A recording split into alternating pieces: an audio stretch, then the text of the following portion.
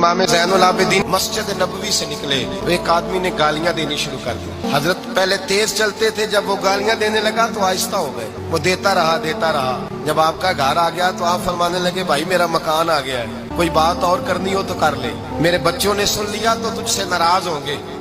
और फिर वो शख्स कहता जब ये लफ्ज कहे ना तो मुझ पे सख्ता तारी हो गया, ये क्या कह रहे हैं, ये क्या कह रहे हैं। हजरत ने कहा कोई बात करनी हो तो कर ले, मेरा मकान आ गया है। वो कहता मैं इस बात पे भी सख्ते में था।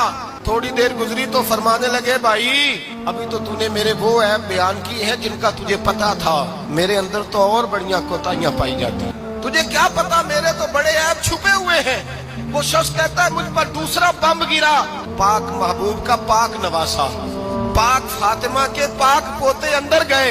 कहने लगे ठहर जा, जाना ना, रुक में आया। कहते अंदर गए, एक बोतल सिरके की लाए, एक बोतल शहद की लाए, 5 किलो खजूरें लाए, मेरे हाथ में थमाई। कहने लगे तोहफा है।